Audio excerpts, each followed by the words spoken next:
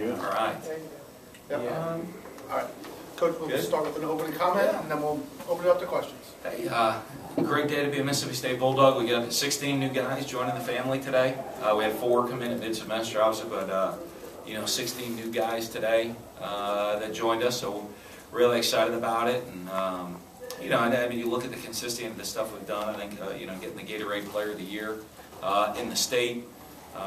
Did another parade with Ashton Shumpert being the Gatorade Player of the Year in the state, and another parade All-American this year with Fred Ross coming over from Tyler, Texas, and the top player in the state, and I guess by most people's consensus, and Chris Jones, if not the top player in the country. So, pretty exciting day for us. A lot of fun here, and looking forward to getting these guys. Now the next big step, the hard part is waiting.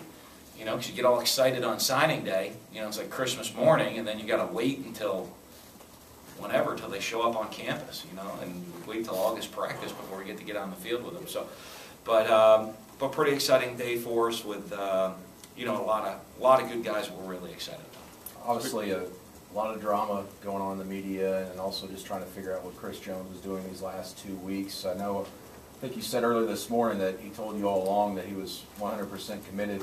When was the last time you talked to him, and what did he tell you last night? I talked to him about 12:30 last night. We were driving in. Actually, we were fogged in Starkville, so I had to land in Tupelo coming back from the Thorpe Award last night. And let him drive back. He called me, said, "Coach, ready to go tomorrow morning, all fired up." And, I think it is a lot of drama. I think the media created a lot of drama with Chris. And he learns, as you do. Young kids. Their first time dealing with all this stuff, but like I said all along, he said, "Hey, Coach, I'm coming to be a Bulldog," and I trusted him from day one, and he never wavered on that with me. So you never had any concerns with those secret visits to Ole Miss and all that stuff he was? He told me a lot of stuff he was doing. Sure. I think I don't know. What was it? There was people call me on Twitter like it was at the Super Bowl, and right, he was spotted and.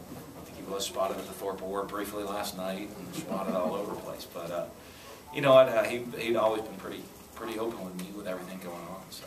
What do you see about your wide receivers class? You brought in a pretty good group of tall receivers. Yeah, adding some size. When you look at the guys coming in, Shelby Christie obviously is a smooth, tall, great athlete. Really good before and after the catch. Coming in, B.J. Hammond with just incredible size. Coming in just the thickness, the big body, plus being a tall receiver. Fred Ross, one of the top receivers in the country, as a parade All-American. Let me see, who am I missing? Oh, Duranye. And then Duranye, who's a big, giant, tall receiver that's, I think he was nominated to play in the McDonald's All-American basketball game as well. So. When you look at the athleticism at that position and the size at that position, it helps because, with all the receivers we have leaving, those guys are going to have to step in and play right away. Yeah, how many of those guys do you expect to immediately help? I figure Chappelle with being a junior. Well, Chappelle, obviously, the junior college guys, the guys that get here earlier, obviously have a huge edge on getting on the field first because they get to go through spring practice, and that's all the guys that came in early. But, those guys, I don't know. There's going to be spots open. So, it's until we get them out there to practice, see how fast they pick up the offense, see how fast they adapt to the speed of the Southeastern Conference, and determine who gets on the field first. Can you talk about the addition of Tim Brewster and not only being able to evaluate and develop the relationships with these new receivers, but stretch your arms and brand outside of Mississippi with him? Yeah, he does. Tim's a great recruiter, and did do a good job. I think all our staff did a great job this year. Within recruiting, but I think one thing Tim brings is being a head coach. It makes my life a little bit easier at times because he knows what I'm going through. He knows the thought process, sometimes what the head coach is dealing with, and is someone good to keep bouncing ideas off of and being there and help with the recruiting aspect of things. Going with so many receivers with good size, that's something y'all, I guess, lacked at that position. Was that a concerted effort for y'all this year? No, I think, it just, as we're evaluating guys, as we rated our guys, those are the guys that kind of jumped to the forefront that we wanted. And, those are the guys we ended up getting. So, I think we hit a pretty good success rate when we looked at our receivers that we were going after and who we got. So, But I think a lot, looks at the offense, all the records we set offensively, throwing the ball this past year, the school records, and and the fact that there's going to be an opportunity to play early, really, I'm sure, weighed in on that. Talk about waiting for guys. You have to now wait a whole year for a guy like Cord Sandberg who's got baseball to consider. Yeah, you know what? I mean, I think that's, I viewed that and getting to know Cord and his family, that's a win-win situation. If he goes really high, goes in the first round of the baseball draft, I mean, hey, I'm happy for him, proud of him, and that's a pretty big deal, and some of the financial security that also brings to a family in the long term. I think that's fantastic, and he's such a great kid, and I think it'd be well deserved. And the downside, he doesn't go in the first round of the draft pick. Well, that's a great situation too. He gets to come play quarterback in the Southeastern Conference. So I think with him and all about that, his recruitment, we kind of knew what was going on. He knew what was going on. We were always very open about it with everything, and as I said, I don't think there's a bad ending to it either way. Dan, John Cohen has said in terms of Cord, I think we can work together and possibly have him play both sports here at Absolutely. Mississippi State. How do you feel about that? You know what, I've had guys do it before. I know one of Cord's concerns being a quarterback and having to do it, but I think the relationship that John and I have certainly really would lead to making that easy. And you look at, in Cord's development, because there's some extra development it usually really takes to be a quarterback, but, the benefit of being being a field player, being an outfielder, I think that also makes it a little bit easier, with the baseball time-consuming part of it, especially when we're going through, you're looking at our 15 spring practices and their season. That's really when you're working together. The rest of the time, hey, I can get a workout, I can get BP in the morning, and I can get a lift in the afternoon, or I can throw the wideouts in the morning and get a quick fielding practice in the afternoon. It's when we're kind of going through spring ball there in season that you work it out. But I think that's something we definitely will be able to work. With the recruiting calendar being totally different between baseball and football, it seems like you and John are able to communicate back and forth and say, if you have a message for Cord, it seems like John may be able to relay that. Oh yeah. Within the rules. Oh yeah, John. It was. I certainly it helped. I know. We get so many visits. We can use. John used one of those in-home visits earlier this year, so I think that was. I think it just helps.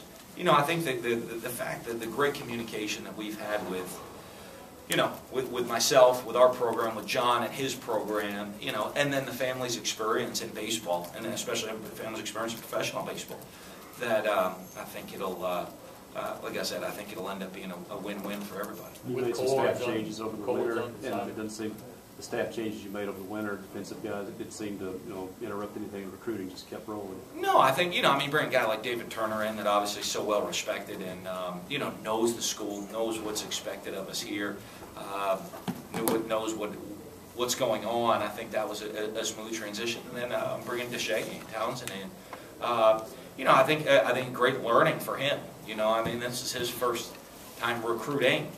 Last time he saw any of this, he was being recruited. And I think his ability to relate to players and his experience in professional football really will attract kids. Over the past couple of years, we talked about commitments and reservations and certain philosophies that coaches take to approach that. When you get in a guy to commit to you and say they come to you and go, hey, I want to visit some other schools, how do you handle that with them? What do you tell them? It's all very individually based, kind of how you do it. And one thing you just say is, the biggest one to me is why. Is it because you want to, hey, some of these guys, hey, coach, I just want to take a visit. Okay, well, that aspect of it you have to look, and then people are going to question, hey, are you committed? They're questioning your character. They're questioning all this stuff, all this outside perception you're opening up for. The next question is, well, I want to take a visit because I'm not sure I want to come to play for you. I want to really look at other schools. Well, that's a little different. You handle that. Then you say, okay, well, obviously you're going to take these visits, and it's hard to view those guys as really committed anymore at that point. You just kind of, you got to look around and make sure that you are balancing out your class and what you need at that point. When you were talking to Chris Jones during that stuff, he said he communicated with you. Was it him saying that he wanted to express his options there? Or? Yeah, I mean, he's a 17-year-old kid, I bet if, I'll be, some of these kids, I bet if you expanded recruiting out a couple more weeks, he might take a couple more visits. I think he wants to go have a good time.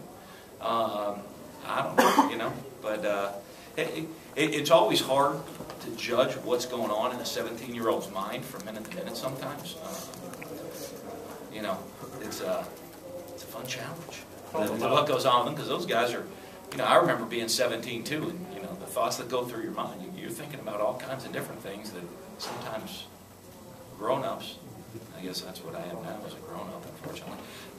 Sometimes it's good, sometimes it's bad, but that grown-ups think a little differently, so you always got to relate to their minds. With Cords, undecided futures, you were able to find a guy that kind of fits your system with Damien, talk about being able to get him. Well, you know what? It was great. It was something all along, and as we went through the season and talked about Cord and talking about getting a second quarterback in this recruiting class, and and he knew that from day one. It was something we would consider doing, and and going out. The toughest part of getting a quarterback is finding all the things you don't see on film that are critical, and I think we got it. With Damien, he all-state player, led his team to the state championships, point guard on the basketball team. You go walk around at Rummel and you can't find anybody that's going to say anything but, wow, this kid is special. He's got the it that you're looking for. And, and then the fact that he's can really spin the ball jumps out of his hands when he throws it. And, it brings a little bit of some size to him running the football, as not just power runner, but also as an athlete. But has that size to be able to come in and be a dual threat guy. We're very excited to have him part of the program. I know you talk about you just look for a quarterback that wins and does good things, but we've seen the tendency these last couple of recruiting classes. You're getting guys that are more runners or bigger guys. Are you trying to get to that point where you can do some more things like that? I think it just is kind of who's out there for you. You know what I mean? And I mean, to me, it hasn't been a concerted effort to just say, okay, let's try to get this style of guy. Our focus at the quarterback position is always the same. Let's go get a guy that has the it. I mean, if the guys that I've coached that aren't great runners, you get a couple more years of eligibility out of Alex Smith or Chris Lake, I'd be into it. And I'd still take them, even though they weren't the dynamic runners that maybe some of the other guys I've had were. So, for us, we look in terms of that is the big picture. What we're looking for in a quarterback are the intangibles. You talked about filling the need at receiver. What do you expect from the cornerbacks? You got immediate help. I figure Justin plays. Well, Justin's a guy that we need to step in and play immediately. You know what I mean? I mean, that's as you look at things. When you come at that position, Jamerson Love got a bunch of experience at the nickel last year, playing for us. So with Justin, Cedric Giles. Would have played without the wrist injury, would have ended up playing for us last year. And then Tevez Calhoun played for us last year. So there's some experience right there, but, obviously recruiting-wise, Justin's the guy we're going to count on to step in and play immediately. And Fred Ross, that whole recruitment, I know he had committed to Oklahoma State, but y'all have been on him for a while, hadn't you? Yeah, it was something, I think because of the family relationships he had, we had offered him early on, and he had always had interest in us, and I think he took an unofficial visit out here in the summer, got to see campus, and we've just been in constant communication with him the whole way through. And I think when he took the official visit out here, his family came here, and he felt how much he fit in with the guys here. I think he knew this was the place for him. And I'll tell you what, there was a lot of celebrating for us when he said he was coming. So.